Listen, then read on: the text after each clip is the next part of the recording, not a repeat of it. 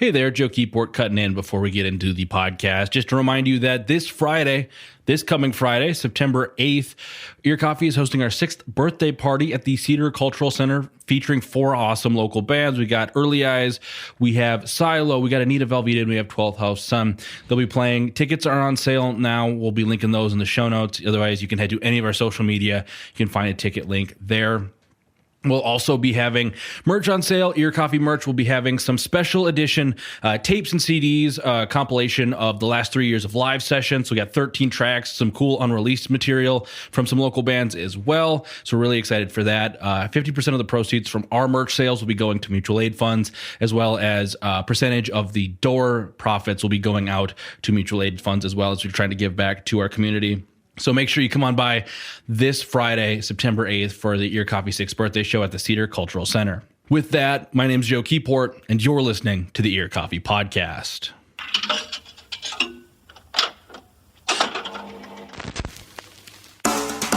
For this week's episode, I talked to several members of the band Ice Climber. And if you don't know who Ice Climber is, they're a collective of nearly 24 musicians who really do everything from improvised music to some pre-written and pre-recorded stuff. And they're dropping their new EP, their new record, Rage Party, this Friday, September 8th. It's a fantastic dive into just kind of the breadth of Ice Climber and really kind of experiment with what rage is.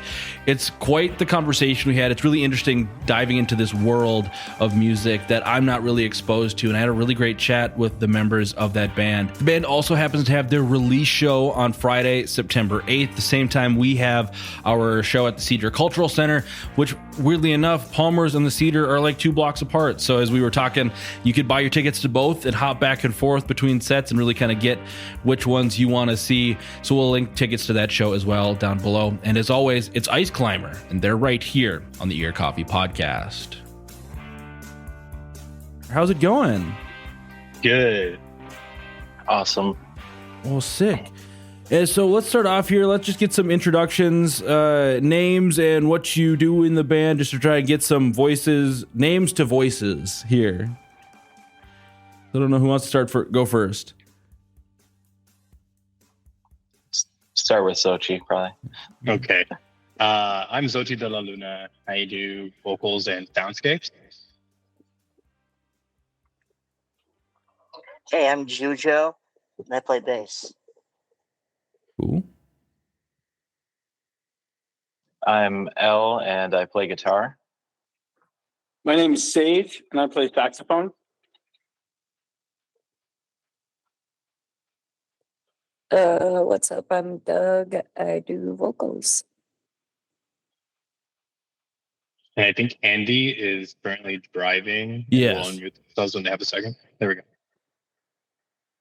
Can you hear me? Yep. Mm-hmm. Yeah.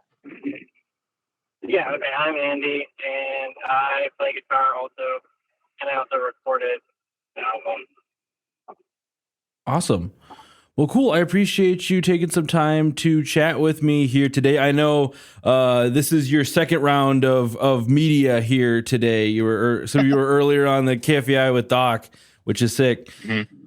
So starting off, I asked this question to a lot of bands when we first get into it, which is, what is your log line for Ice Climber? What's that one sentence that you give when someone goes, "Hey, you're in a band. What kind of music do you make?" What's that one sentence that you give them to try and either pass the conversation off because you don't really want to keep talking about it, or what's that sentence? So I'm going to let everybody else answer before I do, because I feel like everybody already kind of knows what I give people. But I want to hear from them. Honestly, this interview is going to be a really good chance for me to hear things that I have never heard from these folks. Usually I basically say I lead off with saying kind of started off as an improv band, and we kind of do a little bit of every genre, I don't know, try to do a little bit of everything. Yeah, I usually tell people it's improvisation, chaotic madness.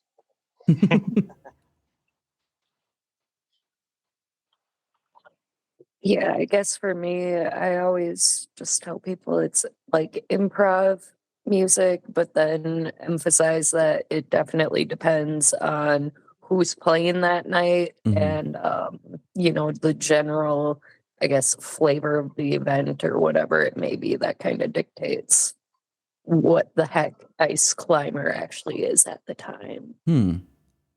Yeah. I find myself like I'll describe a show that we're going to do and bring up all the other bands that members are in for that night and kind of just talk about the background that people have, because it's kind of almost like a super group element sometimes. Okay. Cool. Since Andy's probably still driving, I'll chime in. I give a joke answer half the time. I call us an acid punk or acid rock band because I don't think it has any actual meaning. And people can derive whatever imagery they want or whatever sound they can imagine. And we might even need it. Who knows, or we might not. And we'll just like continually be different than what they expected. One friend, one of our first shows for the White Squirrel residency we did last year, one of my friends who's in Bowie Omega was like, it was like living inside a wall of sound. That's funny. That's awesome. Well, so let's start off here. Let's get a little history. How did Ice Climber form? From what I know, I'm tangentially, aware of a lot of what y'all do and kind of the other projects you're in. But talk to me about how Ice Climber formed, because it's this, from what I understand, this big collective of people that you kind of pull from to put these together within a core group. So talk to me about how this project came about. Yeah. So I'm one of the only founding members in this call at the moment. But the whole reason it all started was unintentionally. Two of my bands are supposed to play this thing called the Rock Box that happens at the art shanties. That happen in the winter, that happen on frozen Lake Harriet, and Nick Knutson built this thing called the Rock Box, and inside of it you perform, or you can perform outside of it if it's like warm enough, which this winter was at some point. But originally I was in a band with David Inchowitz William, and they're solo producer / electronic musician. They play the keys.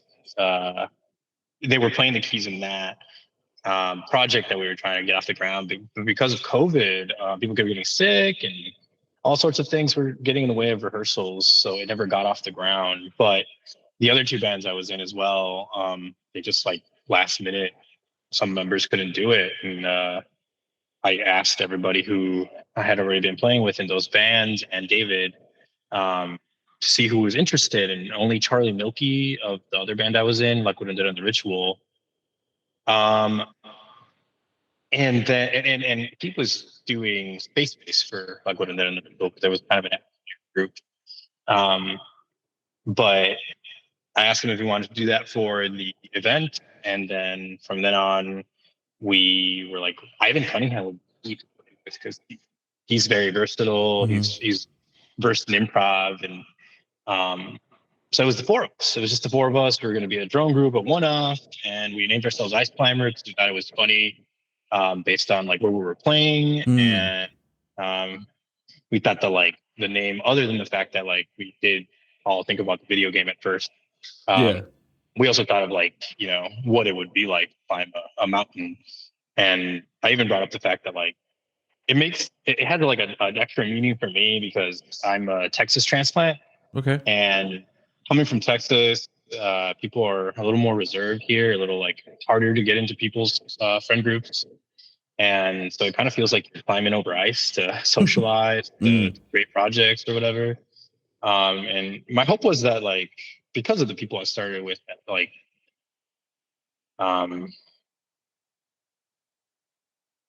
if we ever did anything else, it would just be a warm, welcoming spot to just be free musically. But then from then on, we asked Paul, who's not here right now, if he would join us, but I don't think he understood the assignment. He thought that we were asking him to fill a slot in a set list. In a show. Okay. And because he does his own project as manual controller. But unbeknownst to unknown to us, he also played the drums. Um, and he misunderstood our call for a drummer, but he came anyway because he didn't get it because he was like, why does this drone group need a drummer? That's not usually what you hear of when people say drone. Yeah. And he went to the West Grove with us. It was, I'm pretty sure it was a Loser Magnet show. And we were one of two other bands that were on that bill, and he blew us away. So then we asked him to play again with us in the next gig. Jujo actually joined us on bass, and that's when Jujo and Paul met. And I saw them play together, and people saw them play together, and they were like, holy shit. And then we got asked to play more shows, and we never intended to play more than that Rock Box show. But I think because of that incredible rhythm section that Paul and Justin create, everybody who's been able to join us since then, even if Paul and Jujo aren't playing, kind of like understands the assignment and just kind of like still continues with the like whatever sound it is that we have at our core, you know? And then from then on, we just keep getting asked to play gigs. We barely ever book our own gigs. On occasion, we're like, oh man, we really want to play with that group, or we want to play at this location specifically. So we'll like seek out bands, but 75% of our shows are people reaching out to us, and that's just really flattering. Which is also crazy because, you know, I'm in the band and I'm like, can't keep track of all the shows that this band is playing, and because, you know, I'm only playing like a fraction of the shows as well. That's awesome. And so then how many members are in Ice Climber, would you say? Do you just count like kind of your core group, and then you're like, all right, we have some people here and there that have played with us, or is there just like a big collective you get to draw from? It's a little bit of both. I would say that Sage, Jujo, and I are in the core group, and so is Paul.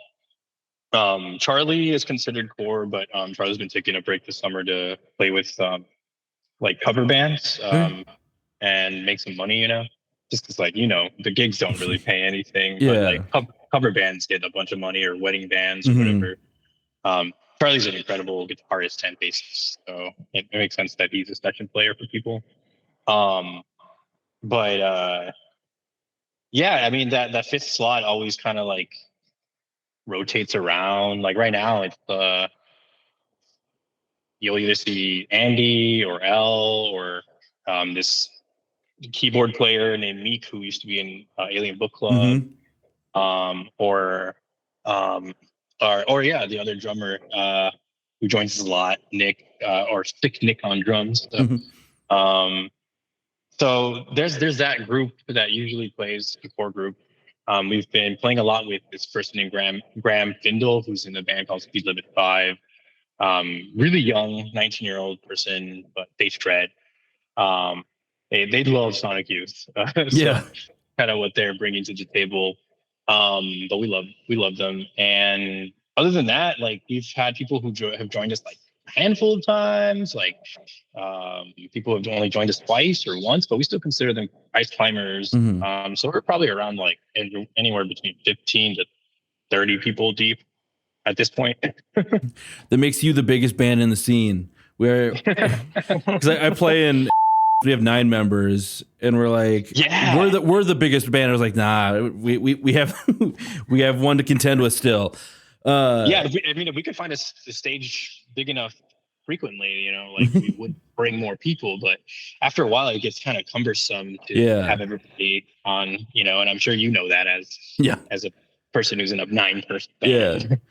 And so then how are you like planning? Are you or based on who you call, is that kind of how you're tailoring how you want your sets to sound? Or is it like, okay, we have this lineup or this show we're playing, I'm going to call X, Y, and Z to try and help round out what we're going to sound like? And this can be almost like almost an open question for everyone. If they're like, I'm getting the call tonight, I know I'm going to play this way, or because I'm this kind of musician, this is what I expect to do tonight. So I'm going to do that thing again where I let everybody kind of answer. But Jujo is probably the only other person in the call who has like the most insight. and then maybe Sage. So if we want to go from Jujo to Sage and everybody else, that'd be cool. Oh yeah, so I'd say usually when we're planning out shows, we'll see for that particular show who's playing, the vibe of the evening, and then I usually call upon climbers who who would fit that puzzle piece in, and yeah, it is great to have so many people to choose from because we can have a lot of heavy players, have a lot of light players. Yeah.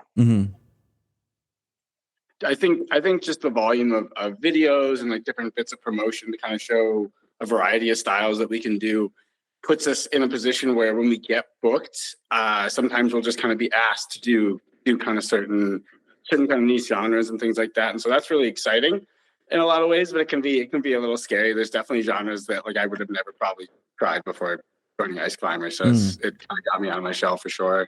What are some of those areas that you kind of had to explore by joining Ice Climber that got you out of your shell? What were some of those areas that you haven't maybe touched before?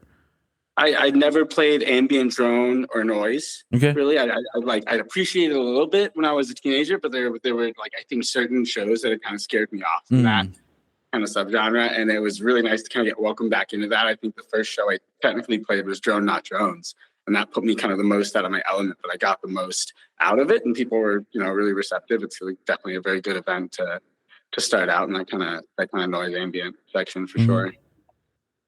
Awesome.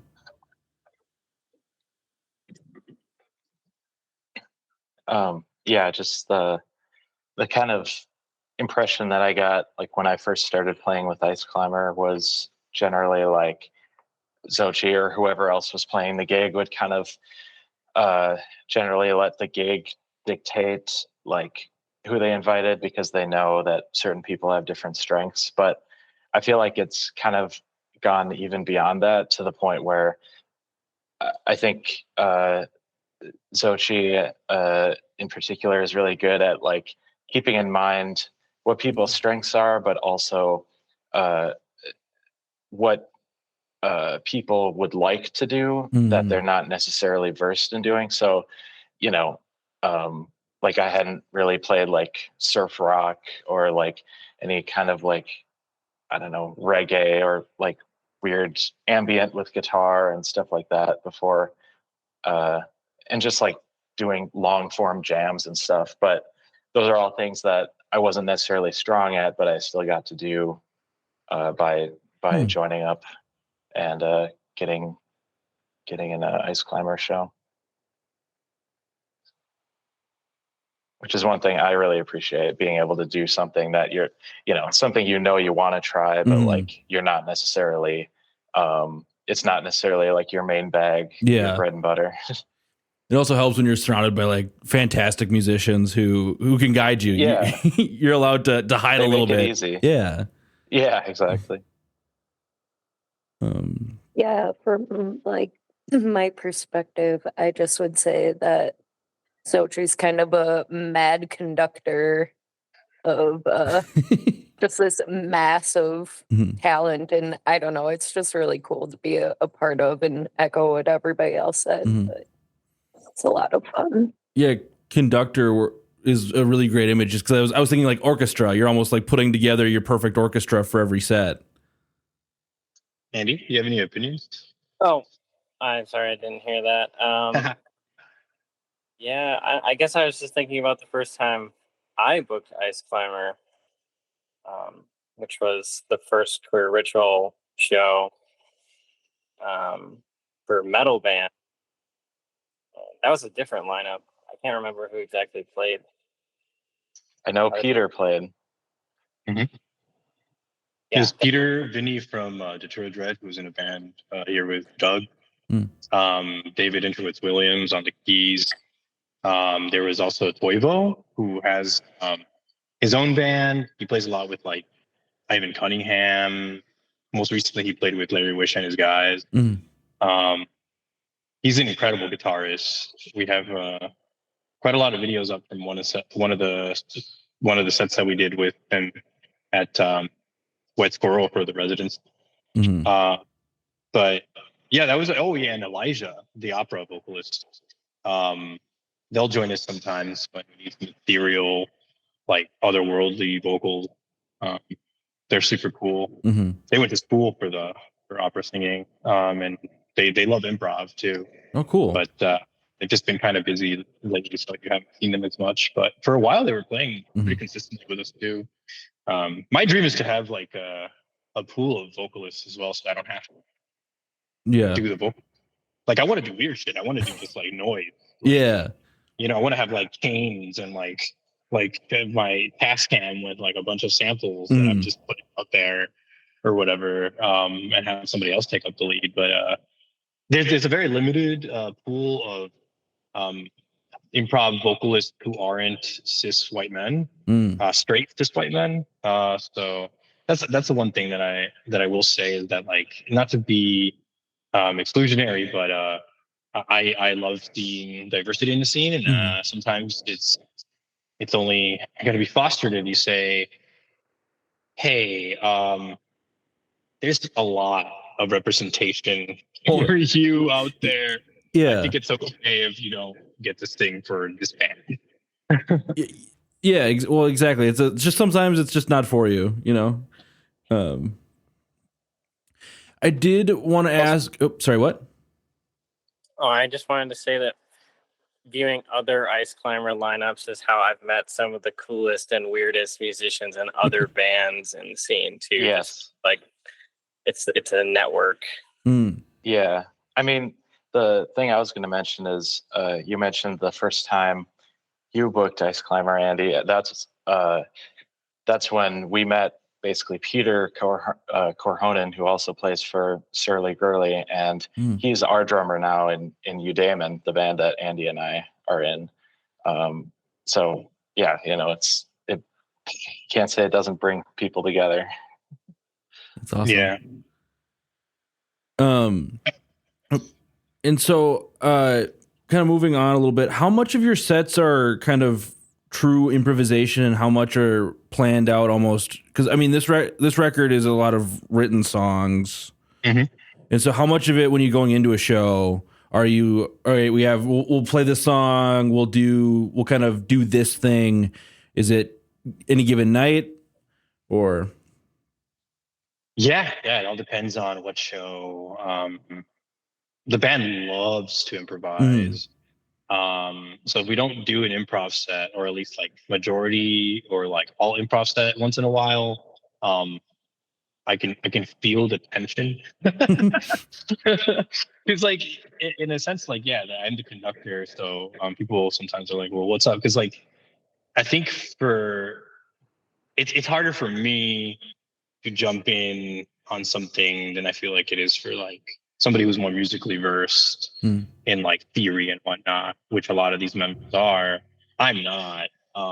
So I ask to like take lead on what we do for the day for the most part, unless somebody has an idea or like it really wants to do something, and then I'm like, yeah, fuck it, I'm game, you know, like I try to.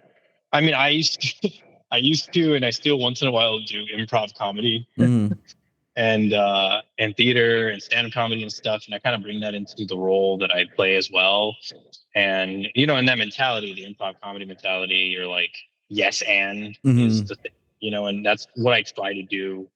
But you know, sometimes, yeah, you'll get asked to do a specific sound or something like Queer Ritual. It felt like the thing to do is metal. So you know, hit up the folks that I know that are really competent and strong at improv as well when it comes to that genre. And I used to play in an improv band with Peter Korhonen, so it only made sense to hit him up first for drums. And then Vinny, I know can improv because we've talked about it before, because I've seen the Druid Dread a few times before that show, and had always wanted to play with Vinny or the drummer that they have as well. And then, yeah, everybody else kind of fell in line, you know, and then sometimes they're like, well, why don't we challenge it a little bit and bring in this opera vocalist? But we we'll just take cues off of the night. We might talk about a set list. Yeah. That might include like a cover, and done our way.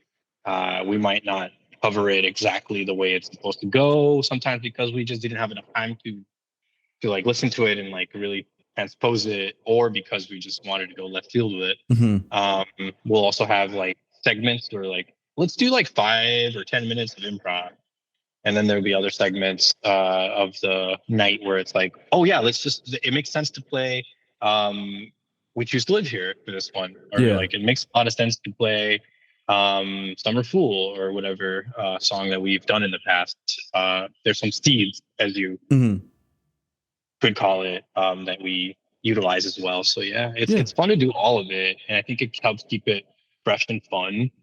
Because I don't ever want to do anything that I'm not having fun with, you know? Yeah, exactly.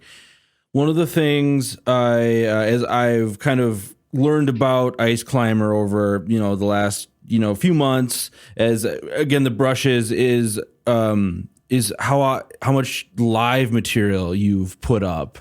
And so talk to me about, when did you want to start taping shows, and why are you, what about them made you want to start putting them up for everybody to listen to? So I'm mainly the person who does it. Sometimes it's just like a really good capture of the sound, even just through an iPhone. Sometimes people like bring a field mic to the show, and then it turns out really good. So I'm like, yeah, might as well put it up. Especially if it's like something that you haven't heard from us before. Like it's really fun to have like a combination of different sounds that people can go to our Bandcamp and just like peruse and be like, whoa, there's all sorts of things that these folks have been up to. Or like sometimes people surprise us with stuff like Tom Michaels, who you may know, goes around town audio recording like 90% of the shows in town. Even sometimes there's a field mic at some venues. Or well, he went to our 1-year anniversary show that happened at Punk Bowling and recorded off the board. And lucky for us, we had Tom Michaels working. Not Tom Michaels, sorry. Tom, I forget his last name, but he does sound at Palmer's and at Punk Bowling.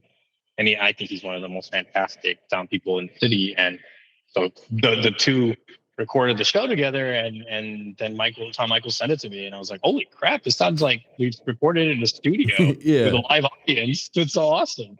So we put that up too, with like crowd reactions and even the birthday song that I sang for Jujo at the end. So that's kind of how I operate. But it's like, now that we have this recorded album, it's okay to kind of like slow down on the uploads. Like I will put up stuff here and there, and going forward, if it sounds phenomenal and it's something that we haven't done before.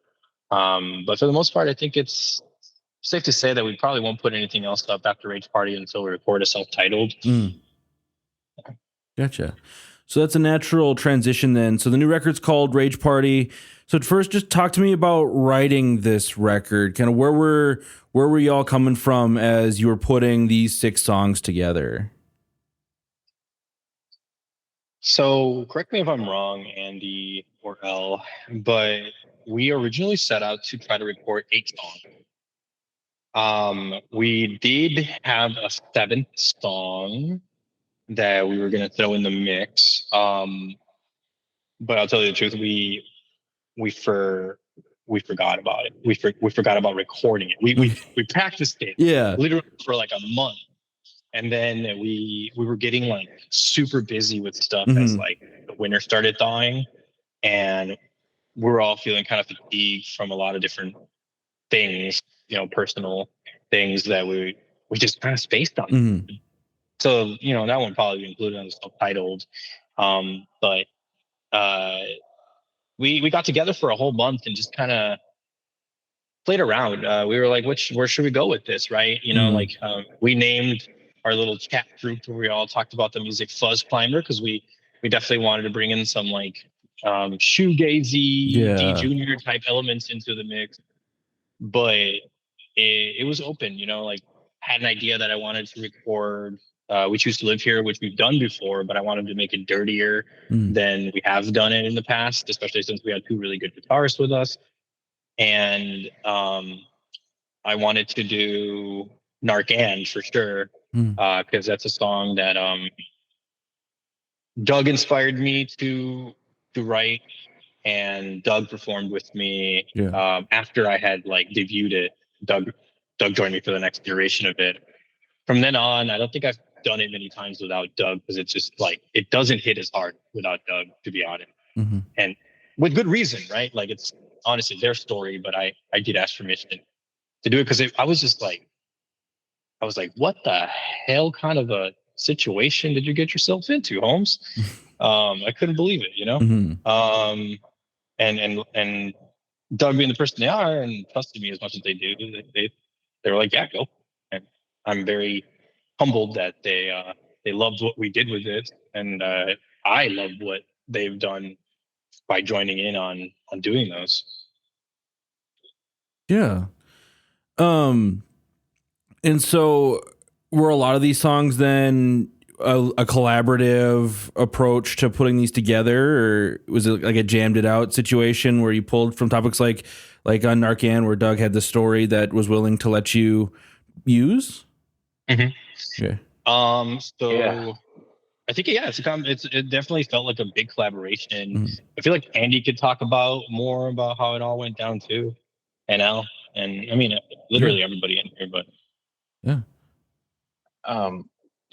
I think the way I kind of saw it as we went into it was that there had been Ice Climber had been around and playing live long enough where there were some like Ice Climber standards, like a set of songs, at least lyrically, if not, also having some guitar or bass or drum components to them.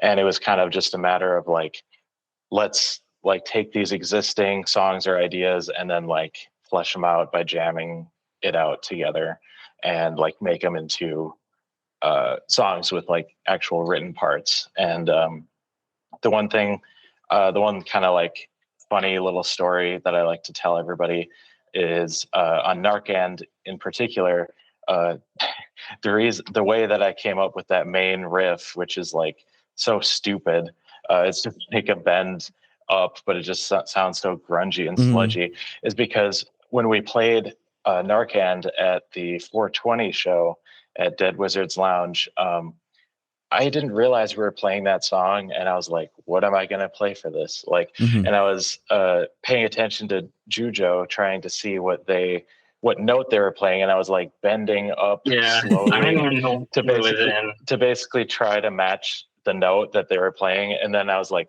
why don't we just put that into the final song? Just like having the main riff just be a bend. Yeah.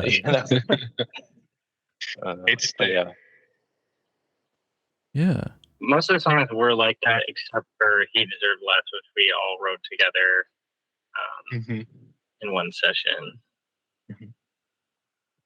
Gotcha. Yeah, that was a really fun one. That was weirdly the one that like Jujo could not make because of being sick, and we're grateful that they didn't come and spread their icky at the jam. But Sage actually plays the bass as well. So Sage filled in on bass for that day and just kind of considered what they would do on saxophone for the next time. And Juju just kind of like heard it and heard the song that we made and was like, all right. And then they put their own bass brand into it, which is dope. And then Sage got the chance to really explore the sax on that point. And I think some of the parts happened because you know how like saxophone is another voice, right? So then sometimes Sage and I will like collide. Like Sage will be trying to do a solo, and then I end up coming in there, and then Sage doesn't know like he should stop or not. And like some interesting moments actually come out of that too. But it was all kind of devised live, playing together. all recorded as live takes as well. But we had Andy, who was trying to like learn how to record more, who like took the lead on that kind of thing. Yeah, definitely a learning experience. Yeah, I can imagine. That's a way to dip your toes into recording with such a like dense arrangement with so many voices in this band. Mm-hmm. Yeah. Yeah. It was really like, and I just had this 8-channel like PreSonus interface from like 2010, and it's like every single channel was used, and just like completely like on the fly, like figuring out how to deal with all the noise. I think it turned out way better than I thought it was going to. That's sick. Sure. We did it in that garage too. But Yeah. I Cool. remember you guys just like kind of doing the math, like figuring out what you could. I think Sochi's vocals and Sage's sax were maybe like on the same channel or something at one point, or yeah, it's very interesting. But they were going to be. Oh Yeah. Oh yeah. But stuff like that was was going on. Yeah. For somebody like Jujo or Doug or Sage, is there anything about kind of working on this record, writing this record that you wanted to mention or talk about a little bit? Well, I must say this goes back to Xochi recording and documenting all of our previous jams. Without that, we wouldn't have had half the record, and Absolutely. right, because usually the improv jams kind of go in one ear, out the other. Yeah. Staying in the moment. So, yeah, just forever grateful that Xochi has documented a lot of our endeavors. Yeah, you just give that like, oh shit, that was cool. What was that again? And you can right. I don't know. yeah. Scroll through the tape, relearn your part. Yeah, no, it's sick. I love it. It was kind of like a satisfying thing to record, in that we'd been preparing sets for like a month of shows that just kind of kept falling through. So it felt just really good to kind of bring those covers together. And I think it probably might have happened without all those kind of like coordinated efforts that fell through, but I think it just gave us a lot more motivation to kind of be productive about it. And I really like the way that we've released it too, where there's just kind of been, singles kind of coming out of it, maybe a longer 7-inch released online. It's just kind of been really exciting for me to kind of see that side as well. So I appreciate it. Yeah, I don't know. It's I've known Xochi for like over 5 years now, and just have worked with them on, various other musical endeavors. Like we used to kind of bounce back and forth doing vocals for this band Inhumanity, and so that was kind of my first like taste into the whole improv sort of world of things. So I mean, just like being able to jump on this project just like felt really natural, I guess. And it's just like another good opportunity to make tunes with like my friends and some really cool, talented people. So it's been good. Yeah. And actually, I want to say Doug came in for just one day. They came in for one of the days that we were recording, and it's typically we were recording Narcan, but also He Deserved Less. And they weren't even supposed to be on He Deserved Less, but since we were going to start with that one, I think we were trying to get Jujo or something up to speed about it. I think we were working on some of the changes and whatnot, but Doug was around, so I was like, "Hey, Doug, would you want to join like halfway in, like once it kind of like gets going, and like do you want to jump right at the part where I start yelling He Deserved Less?" And Doug was like, "Yeah, sure. So what are you singing?" I'm like, "He Deserved Less." And I told them everything else I was doing, and then they threw down some screams that like later, neither of us could tell what they were screaming. And so like we had to, for the sake of like performing it live and stuff, we had to come up with like lyrics to put into there, and it was a collaborative effort on that end. But I thought that their screams that so much with the song itself. Like it ups the level of intensity about the situation, the song. Yeah, no, the vocals on both of those songs are insane. Especially when you're like, oh, we did it back to back, and I was like, crazy. Talk to me a little more about kind of the nature of this record and kind of what the songs are about a little bit. Obviously, Rage Party is a very evocative title. You kind of know what you're getting into going into it. Obviously, we don't have to dive too deep into all of these songs, but just kind of talk to me a little bit about what's going on in these 6 tracks. Sure. I will talk about this because since I was the one who did a lot of vocals and penned a lot of the lyrics, whether in the moment or like ahead of time. But basically, the whole record wouldn't have happened if like we didn't have 3 shows canceled that we were going to have Elle and Angie play together. It was going to be the first time they were playing with Ice Climber. We were going to do shoegazy, gothy stuff, you know, like this show that Sim 1 had booked us on with like Bird Cop and stuff. We're like, let's bring in a little bit of punk, a little bit of shoegaze and goth, maybe even a little metal, who knows? And that show kept, not just that show, but that lineup kept getting canceled on because of the snow. So it felt apropos to bring We Choose to Live Here into the mix and record like a dirtier version of that song.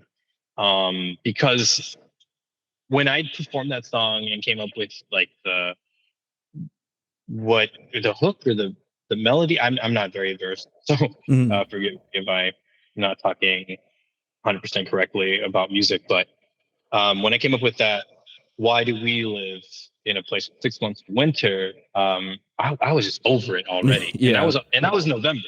You know, we had so much snow already, and I had like, because the winter before that one, like I was able to ride my motorcycle through the whole winter. But that winter, the first snowfall, I like fell on my ass and hurt my leg, and I was like, nope, I'm putting that thing away. And so when I had a chance to sing at the residency, like during a freaking blizzard, I was like, why the hell do we live here? We could move. Everybody could move, but we choose to live here. And it evolved from there to the version that is in Rage Party. But otherwise, it's just like most of the things I sing about, if they're not completely goofy, there are personal things, right? We can go into like consistently inconsistent, for instance, which is about ADHD, because I have it bad. And actually, it's even worse now that I haven't been able to get a refill, because me and my doctor were like, oh yeah, let's change the dose to this. And then my insurance was like, wait a second, that's a lot more than you, huh? And so now I haven't been on my meds for like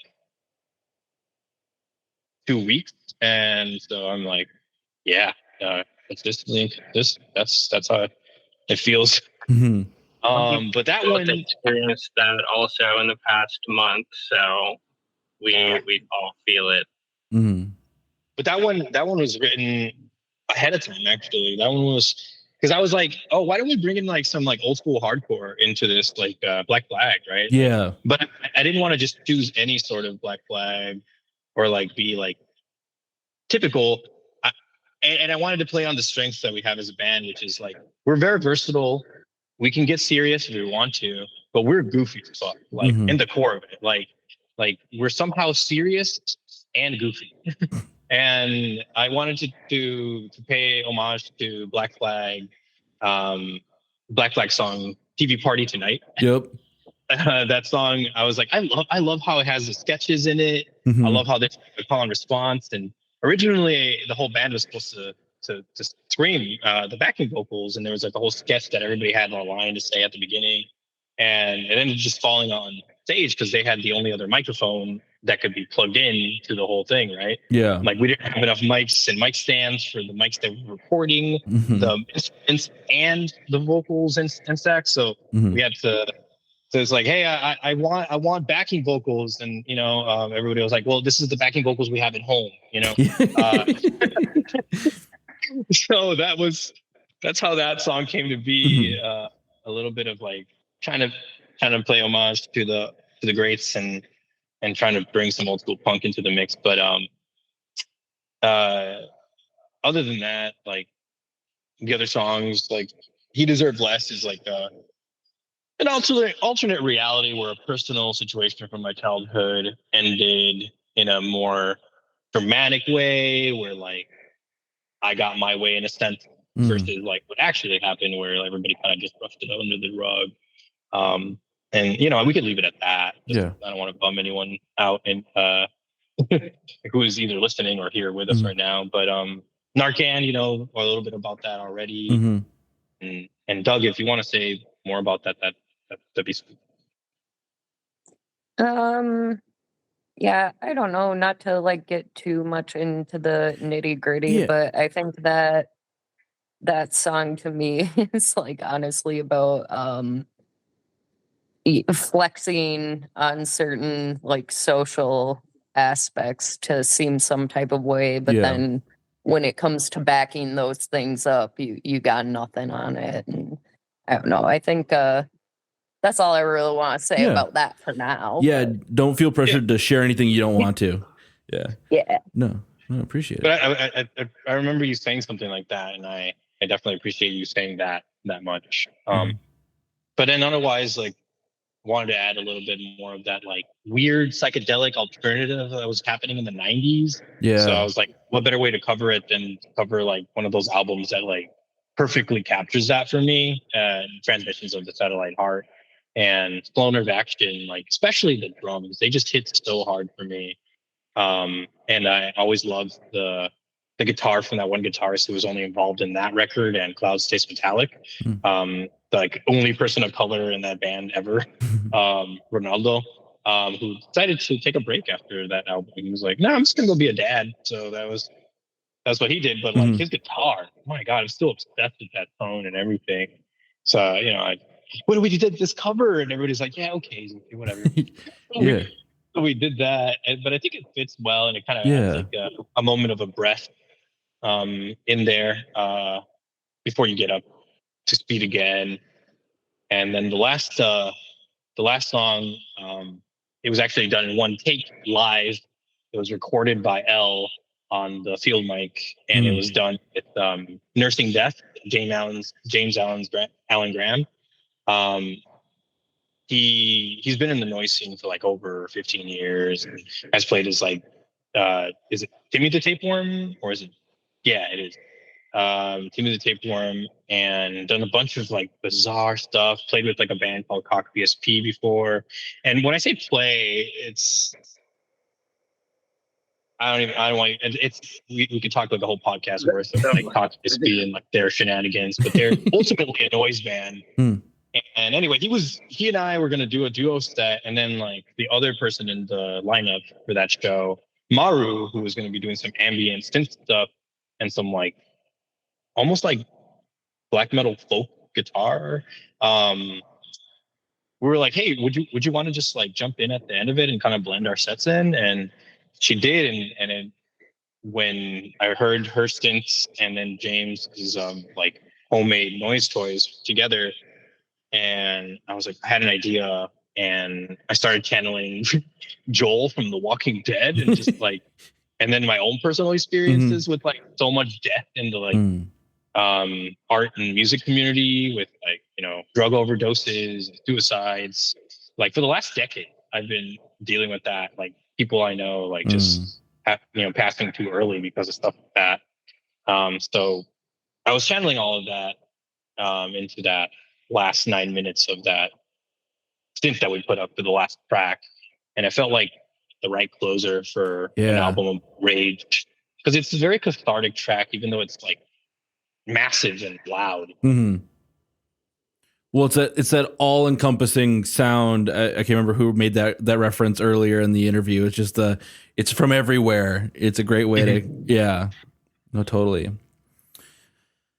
So kind of pivoting away from the record itself, you do have a show coming up on September 8th to celebrate the release of this. The goal is to have this out the week of, so people know all about it. So talk to me about the show that you'll be playing, who's playing with you, where can they get tickets, all the details.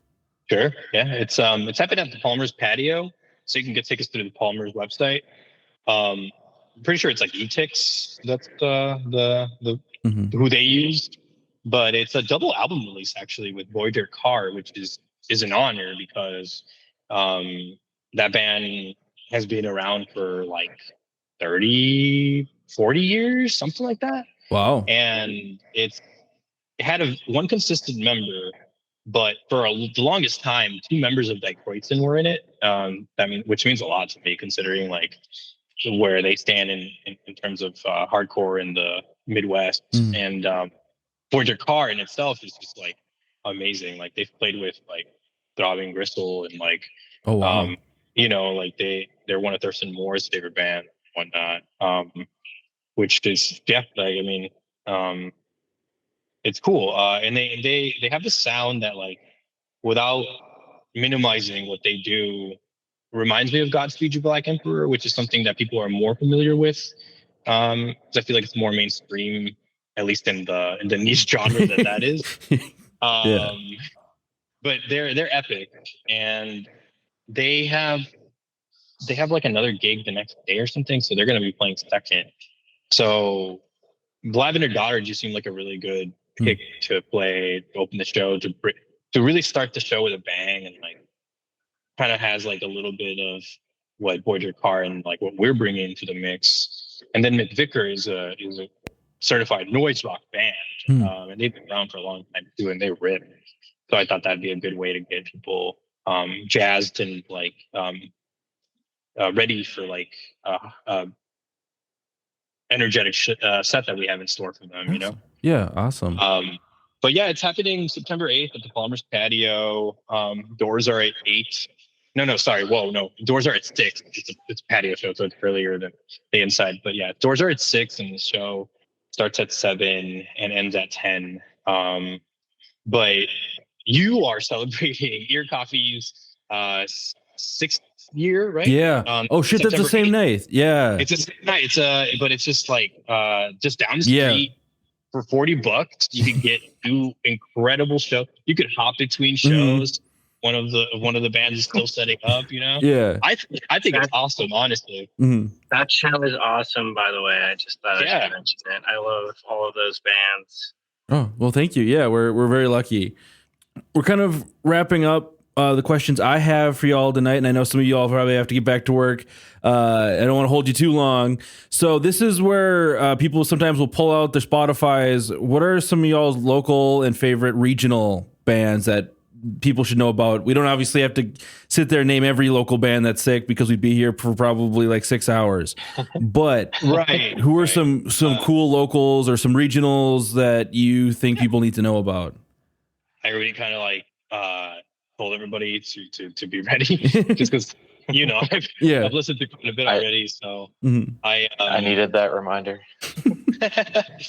So for me it would be probably Spaceport, who I like in terms of like dream pop and like that world of music. They're doing, I think, something really interesting, because there's members of Robot Slide in it, who already does a lot of really cool instrumental stuff, and then there's Ariana who has solo experimental work and pulls from that, and like from what I can hear, so it has an experimental bent to it that I think that a lot of like stuff like even Beach House doesn't really bring to the table, and then Zyna, I can't talk about Zyna enough, but they're a solo artist, sometimes incorporates a band, and they play everything from like show tunes to jazz to like big sweeping orchestral things, and then they have like a whole dance choreography.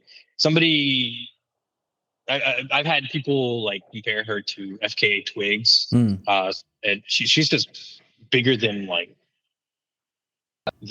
people realize when it comes to like what they're doing and their concepts and stuff. They have a whole themed show where like everything is curated, literally everything. But other than that, for me, would be Eat Lava, this incredible emo indie proggy project that actually Andy is in.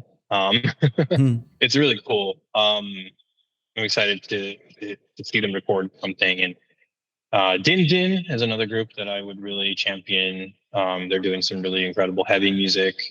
And Speed Limit 5 is currently mostly instrumental, but it's that band that Graham Findle is in, and they have this like shoegazy bent to them as well. Awesome. And who else wants to shout out some faves? I will. Okay. I'll get mine out of the way. I definitely got to shout out both Strange Frequency and Northern Hammer. I feel like mentioning those bands together feels appropriate because they knew each other, and I don't know. I love those bands. I'm friendly with the members of those bands. They're just amazing people, and both bands do a really heavy, like kind of stoner doom influence type thing, but also, you know, Strange Frequency has a lot of noise rock DNA and a lot of punk DNA. And when I saw Northern Hammer, I was just amazed that like two people could like fill up that much space sonically, you know. It was honestly a life-changing performance. I also wanted to shout out, if we're doing like 5 bands each, Din Din, Xochi mentioned them. We played with them with this lineup, and when I saw them, I was just like totally blown away. They sound amazing, and they cover a lot of different ground sonically. And then Drug League, just amazing, awesome. Just like their stuff is awesome, as well as Close Talker. I wanted to shout out. They have a really cool sound. When I saw them live, they did a Rites of Spring cover, which is really awesome to see. And it kind of explains some of their DNA. You know, they have some kind of shoegazy and some kind of early emo vibes mixed in together, which is really cool.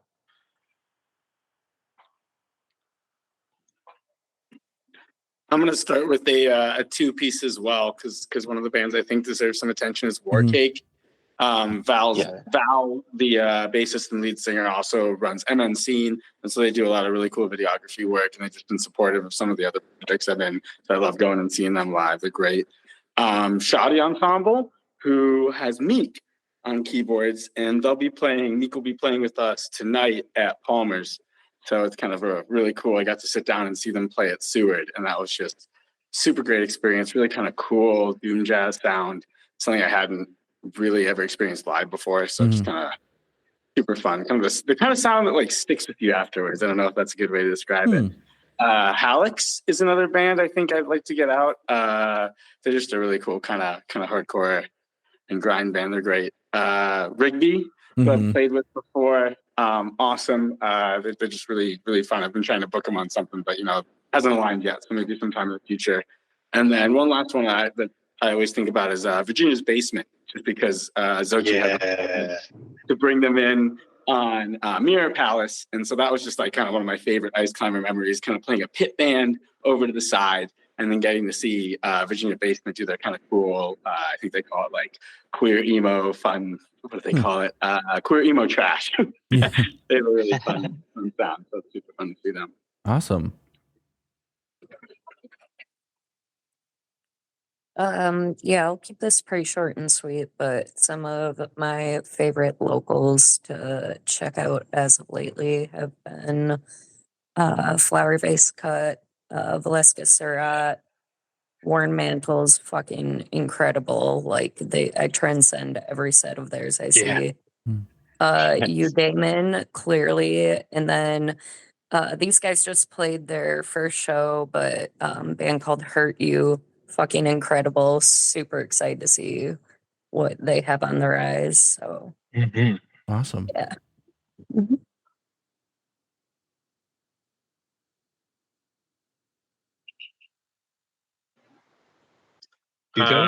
I can go if Gio's not ready. I was just gonna say Silo. I know they were already on Ear Coffee. Super awesome. Exactly the type of like alt indie emo ish stuff that I like. And the Briefly Gorgeous, also kind of in that vein, but like more poppy and like upbeat. I really like. Just saw them this weekend. They're so sick. Malamiko, Sad Gaze, Two Games, kind of like very real estate vibes. Still a lot of their stuff, but like like a little bit more gazy out there, and I super love that. And I was already gonna say Warren Mantle, because if you haven't experienced Warren Mantle live, you have to. It's like the most like ear shattering, like post Black Death, any kind of like extreme metal. Okay. Like all mashed together. It's like the coolest metal project in the Twin Cities, like just conceptually to me. Yeah. And then Judgment of Dread, which Doug is in. I love them so much. That minimal raw black metal, just pure that pure aggression you get from like cult black metal tapes, but also with more like riffs and melodic parts too. Super awesome. Yeah. Well, they might not be. I will say what they would want to say, because they posted it in the chat. And I think that they brought in some names that I would have never thought of. So they mentioned the band name Giant Claw. Okay. Another DMV duo called Brainworm. Okay. Kill Us Online, which they're sick. Yeah. They're face melting. Bui Omega. Okay. One of the coolest things to come out of Minnesota. And then the Central, which are a Wisconsin band, if I'm correct. They're from they Madison. blew me away when I saw them, like pre-COVID. They were freaking incredible. They played with Textual Jeremy from Texas, and I think Tulip. Yeah, that was a cool show. Awesome. They're one of the most insane bands I've seen live. I missed them a lot. Yeah. Well, cool. One more question here today, which is where can people connect with Ice Climber to learn all the stuff you guys got going on? Yeah, I feel like we're really only on Instagram and Facebook, and Facebook's just regurgitated information from Instagram. Never really got into that one website that should never be talked about ever again. That's fair. You could go to Blue Sky, I suppose. A lot of people are doing that. But I don't know. I think eventually I'll start a TikTok and start populating it with like some of my favorite shit instead of like all the shit, you know? And like maybe start working on that like micro clip game just to get people, because like for me it's never going to be about money or like fame. It's about connecting with the right people to feel less lonely. You know what I'm saying? Like it's like I have this yearning to make music because I want to connect with other people who might understand my feeling, because I feel like a lot of the time I'm not understood. Although I feel very understood by Ice Climber people. But yeah, I would say Instagram and especially like follow our Bandcamp. It'll update you whenever we have new music. But we'll try to put things up through DistroKid until maybe somebody wants to give us too much money for the right to like be our face and whatever they want to do. If that doesn't happen, then yeah, we'll just keep putting stuff out. And if we make money, that's cool. But if we don't, then it's like, well, whatever. We're having fun. Awesome. Well, that's all of my questions here today. I appreciate you taking some time to chat with me. Congrats on the new record. Hey, thank you. Thank you for having us. Yeah, of course. Yeah, thank you so much. Thank you. The Ear Coffee Podcast is a companion to the blog of the same name. If you like this episode, please leave us a rate and review so we can stand out among the other music podcasts. You can follow us at Twitter, Facebook, and Instagram @Ear Coffee. Thank you for listening. We'll see you next time.